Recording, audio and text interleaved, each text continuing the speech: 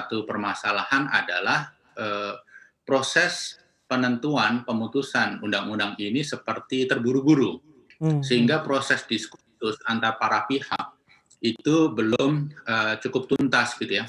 Saya melihat ada banyak tokoh-tokoh, pakar-pakar, akademisi yang mumpuni di sektor-sektor tertentu yang sebenarnya sangat terkait dengan undang-undang ini belum diajak berbicara, padahal kontribusi mereka itu bisa sangat luar biasa begitu ya, sehingga apa yang dikeluarkan itu tidak bias ke kanan, tidak bias ke kiri begitu ya.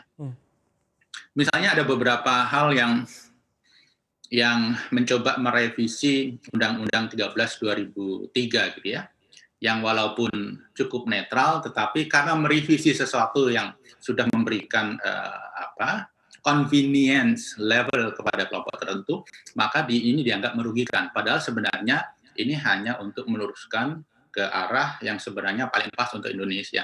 Dan memang kita harus melihat juga, Undang-Undang 13 2003 itu sangat short term sighted. Jadi memang membahagiakan buruh, tapi long term-nya itu merugikan buruh. Karena sangat rigid, sehingga kurang menarik bagi investasi untuk masuk, sehingga supply pekerjaan itu sedikit, akan menjadi buyer market. Jadi yang menguasai adalah pengusaha, karena pekerjaan yang tersedia sedikit, sehingga gaji tidak naik-naik. Belum lagi kalau kita membicarakan tentang bagaimana dengan generasi penerus para buruh, yang mereka juga nantinya akan masuk ke labor market. Ketika tidak ada tambahan pekerjaan di sektor industri, maka sebenarnya mereka berkompetisi dengan anak-anaknya sendiri, atau anak-anaknya tidak mendapatkan pekerjaan di sektor industri. Jadi perspektif short term dan long term ini juga mempengaruhi diskursus ini. Baik, ada kata buru-buru di sana. Pak Wijayanto Samirin, setujukah Anda ada kalimat kejar tayang disematkan untuk lahirnya UU Ciptaker ini, Pak? Seberapa kejar tayang menurut Anda? Seberapa in a rush akhirnya UU Ciptaker ini bisa lahir kemarin sore? Saya melihat bahwa cara kerja pemerintah sekarang ini adalah menentukan deadline, kemudian semua harus berusaha keras untuk mengejar itu. Jadi ini seperti style gitu ya. Itu satu pandangan. Pandangan yang lain yang lebih politis, ada interest tertentu, itu saya tidak akan membahas ya, saya fokus ke masalah ekonomi. Jadi misalnya ketika Pak Jokowi mengatakan dalam 3 bulan vaksin harus selesai, itu seperti style gitu ya. Mungkin kan orang Indonesia kalau tidak dibutuhkan nggak akan selesai-selesai. Beliau juga pernah mengatakan 2024 ibu kota harus sudah pindah gitu ya. Sehingga semua menjadikan guideline itu.